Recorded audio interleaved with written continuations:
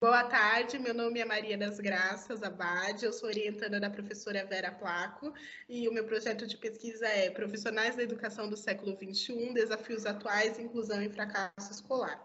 Bom, questões como a inclusão e o fracasso escolar sempre estiveram presentes no meu cotidiano familiar e escolar, e por conta disso se tornaram de meu interesse de aprofundamento acadêmico.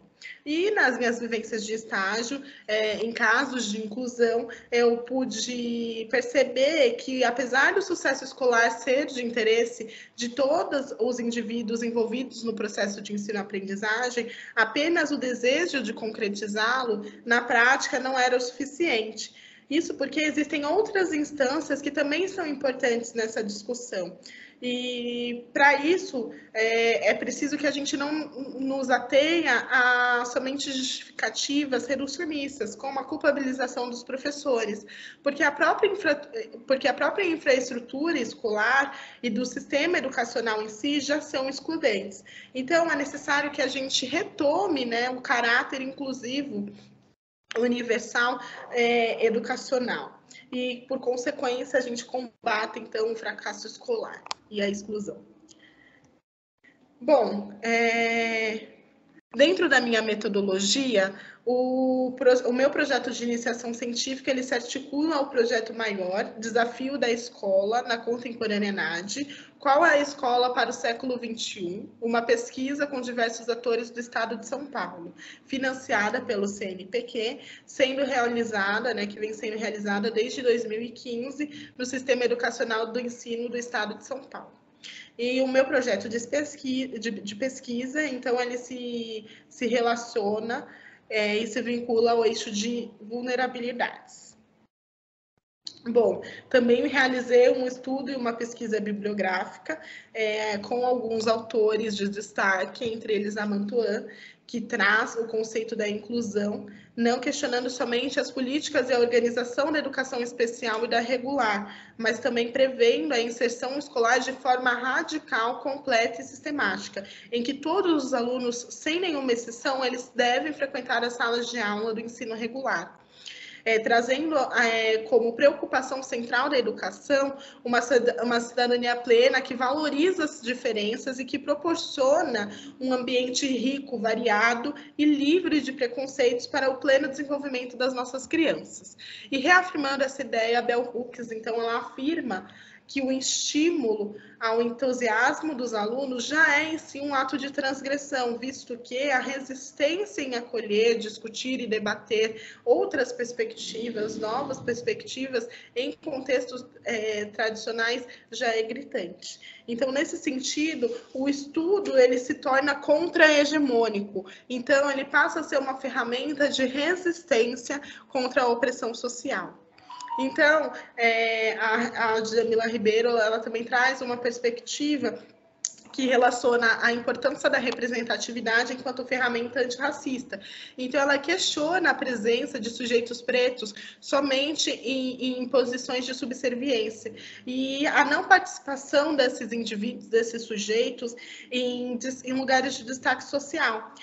O que se torna gritante quando a gente pensa na quantidade de indivíduos pretos que nós temos no Brasil.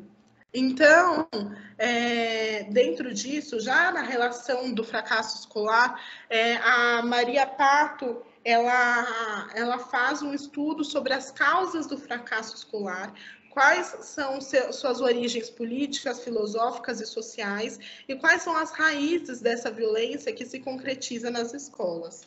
E ainda sobre a relação do fracasso escolar, o Perrenot, ele traz uma conexão entre o fracasso escolar e o ensino massivo, que trata todos os alunos pressupondo que seus processos de aprendizagem eles são idênticos, o que amplia as desigualdades socioeconômicas entre os alunos, passando a desconsiderar as subjetividades e as origens socioculturais de cada um. Então, para isso, ele elabora, em contrapartida, o conceito da pedagogia diferenciada, em que as necessidades individuais de cada aluno, elas são consideradas em todo esse processo de ensino-aprendizagem, e passando a garantir que todos sejam contemplados dados, ao invés de partir de uma única metodologia dita universal de ensino, que deveria, em tese, então, abranger todos esses educandos. Já a Souza e Placo, elas trazem a necessidade, então, de uma formação que deve ter como foco os déficits da educação básica, para que o preparo desses profissionais capacitados consigam abranger essas demandas. Então, o profissional que não se resuma somente à preparação científica, nessa formação, mas que também essa formação ela passa a contemplar as vivências práticas e as experiências dos profissionais enquanto alunos que foram e como professores que são.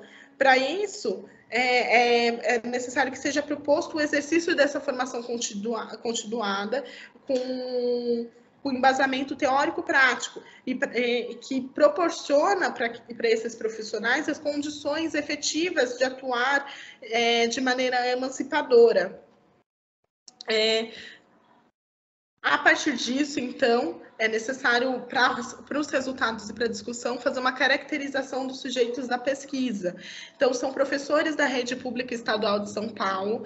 Dos 3.263 profissionais entrevistados, 71,74% são mulheres, em sua maioria brancas, na idade entre 45 e 49 anos.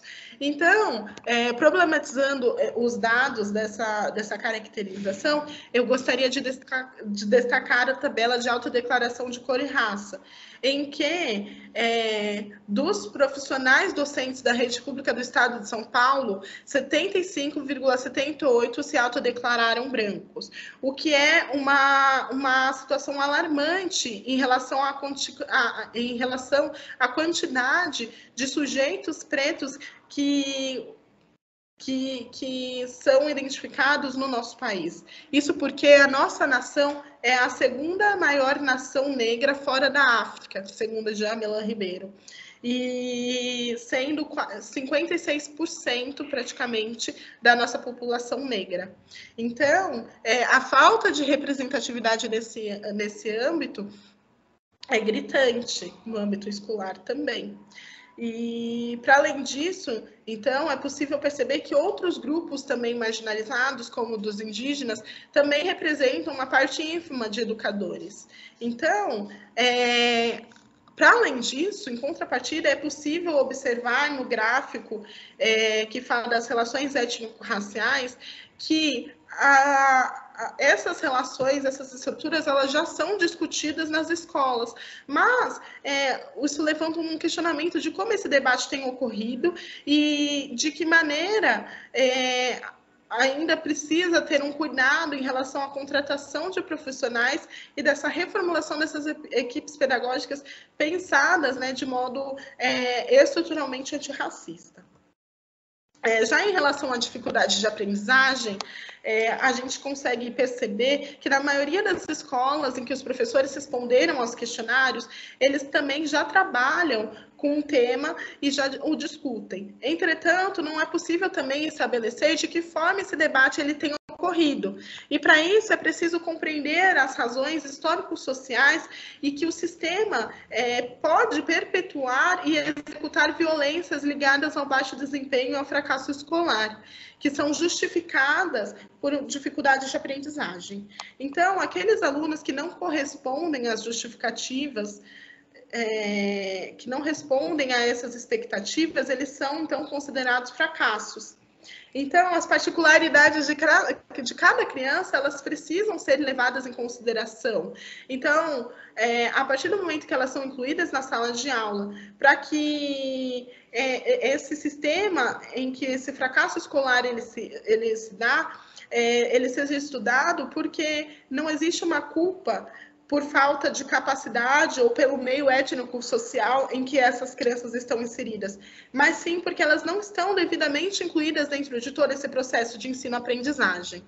Então, partindo para as considerações finais, a gente precisa compreender que esses dados da pesquisa, eles não elucidam como esses demais temas têm sido discutidos e encaminhados nas escolas. visto que, apesar desse debate ser presente, é perceptível uma divergência em relação à representatividade e à participação ativa desses grupos na comunidade escolar. Então, a falta de representatividade nas escolas em relação a esses grupos de vulnerabilidade discutidos até então, ela pode acarretar um sentimento de não pertencimento por parte das crianças e dos adolescentes, o que é prejudicial à sua saúde mental e que pode ser uma das possíveis causas para o aumento de casos depressivos entre as crianças e os adolescentes. Então, esses preconceitos e exclusões que ocorrem nas escolas brasileiras, eles são reflexos da própria constituição da educação no país.